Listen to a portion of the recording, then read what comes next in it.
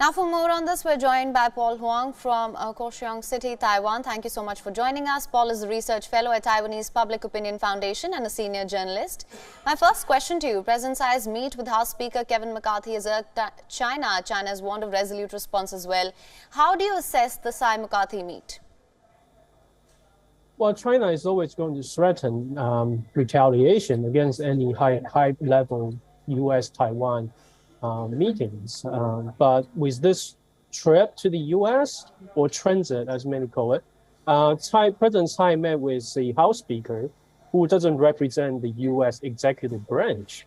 So and this is on U.S. soil. Remember that the last August, China responded very aggressively to former House Speaker, then House Speaker Nancy Pelosi's visit in Taiwan, to Taiwan.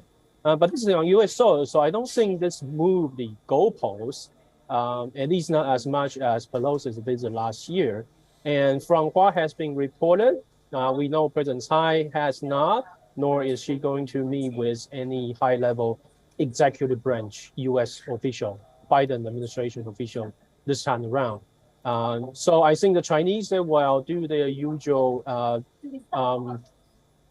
maneuvers, but it's not going to be something that is that change the picture dramatically.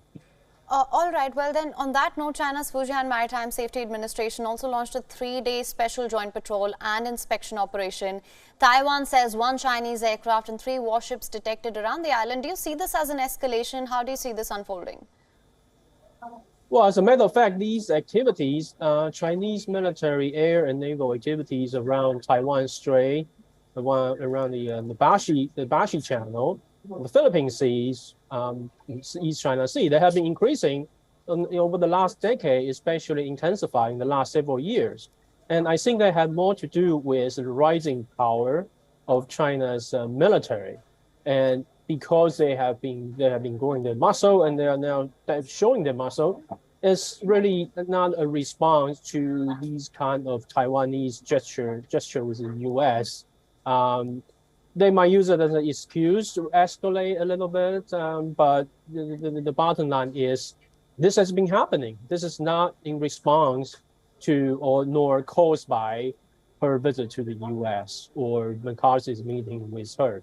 The underlying fundamentals pointed out that this is going to continue regardless of what Taiwan's leader or U.S. official do. Right. That being said, with this meet, what sort of further cooperation, if any, can we see between the United States and Taiwan? Well, as a defense analyst and commentator, I strongly believe that the United States should pressure Taiwan's government to reform its military in the greatest way possible, because the Taiwan's military right now is not has significant problem institutionally, organizationally, and in terms of its training. That is one thing the United States can actually push Taiwan to pressure Taiwan to change. And also the weapons that Taiwan ordered from the United States, I think they need to review. Some of those items, they really don't make sense, because they're going to get destroyed if there is actually a war happening. China is going to strike first, and they're going to take out some of the weapons and platforms that Taiwan purchased easily.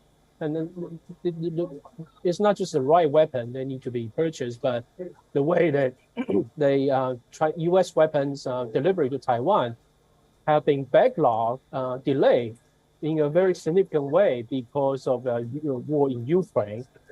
Many of the weapons that Taiwan ordered from the U.S., the Stinger missiles, the Javelins, they have been delayed for years and not yet delivered.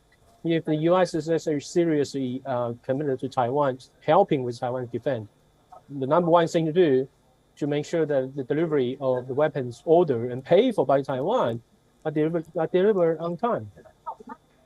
All right. Mr. Paul Huang, thank you so much for joining us on this broadcast with your insights on this. Thank you for having me. WION is now available in your country. Download the app now. Get all the news on the move.